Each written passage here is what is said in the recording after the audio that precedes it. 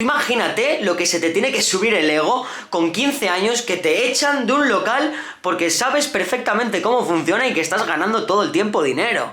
Te voy a contar la historia de Jesse Livermore, pionero en las operaciones en corto. Pasó de tenerlo todo a perderlo todo. Si estás preparado y te gusta este tipo de vídeos, deja tu like y un comentario, que es la mejor forma de apoyarme, y vamos para allá. Considerado el mejor trader de todos los tiempos. Nació en Massachusetts en el año 1877. Era muy inteligente, con solo 3 años leía y escribía con muchísima soltura. Era tan inteligente que en sus estudios de matemáticas en la escuela se lo sacó en 1 año y el curso era de 3 años. Pero por desgracia, con solamente 14 años, su padre le sacó de la escuela para que se dedicase a la granja. Él no quería esa vida y decidió escapar. Su madre apoyó a Jesse a pesar de que su padre quería que se dedicase a la granja, y ya sabemos cómo sobre todo era en el siglo XIX, que ahí lo que decía el hombre iba a misa, la mujer no tenía casi opinión. Pues la madre apoyó a Jesse y le dio $5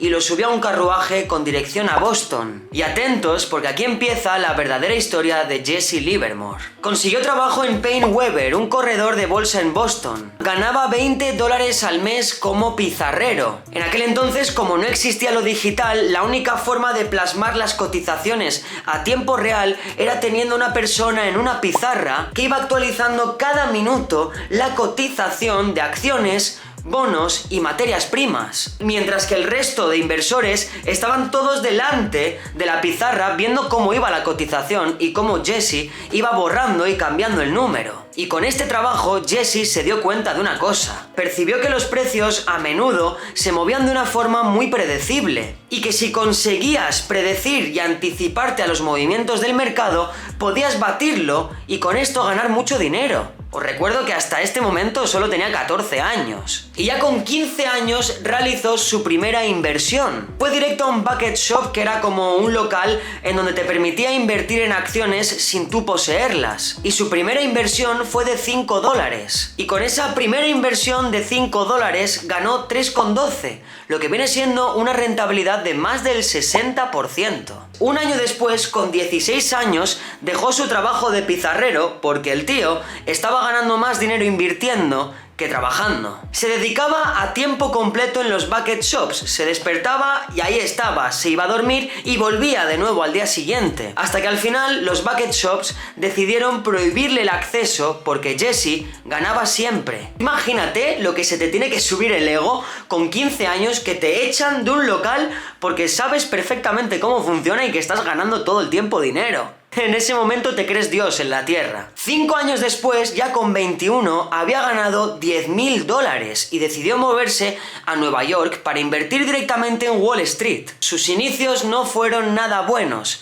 Lo perdió todo. Pero no lo perdió todo por un error de Jesse. Recordemos que Jesse era un trader a corto plazo. Como todo trader, depende del corto plazo y de la cotización actual. Pues lo perdió todo a causa de los pizarreros, que tardaban bastante en actualizar el precio. Por lo tanto, cuando Jesse compraba o vendía, no lo estaba haciendo en el precio real. Y esto le llevó a perderlo todo. Poco después le pidió un préstamo a un banco de $500 para mudarse a St. Louis. Pasaron muy pocos meses en donde ahí estuvo invirtiendo también y volvió a Nueva York con $2.500 de ganancias. Y por supuesto, lo primero que hizo fue devolver el préstamo. Llegó a Nueva York con la mentalidad de empezar a invertir en el NYSE. Y en ese mismo año, en el 1901, compró acciones de Northern Pacific Railway. Y atentos, porque convirtió $10.000 en $500.000. Recordemos que esos $500.000 actualmente serían millones. Y si has flipado con esto, vas a flipar ahora mucho más. El 17 de abril de 1906 apostó en contra de Union Pacific Railroad y al día siguiente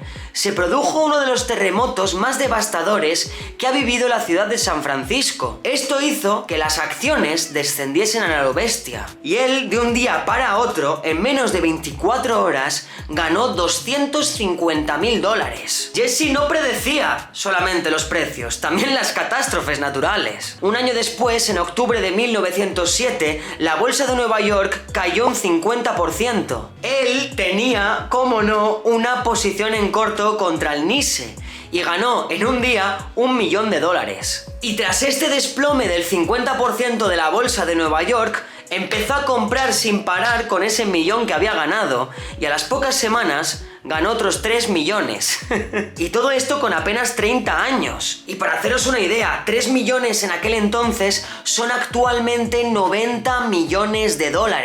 Se compró un apartamento, un vagón y un yate por $200.000, mientras seguía invirtiendo con $5 millones a su nombre. Y en 1908 perdió el 90% de su dinero, a causa de que su amigo Teddy Price le recomendase comprar de forma masiva algodón. Y esto Jesse no lo sabía, pero su amigo que le había dado ese consejo tenía una posición en venta mucho mayor que la de Jesse. Por lo tanto, su amigo Teddy Price estafó a Jesse y se quedó con su dinero. En 1915, el pobre Jesse, tras esta estafa y haber perdido el 90% de su capital, acumulaba una deuda de $1 millón y se vio obligado a declararse en bancarrota.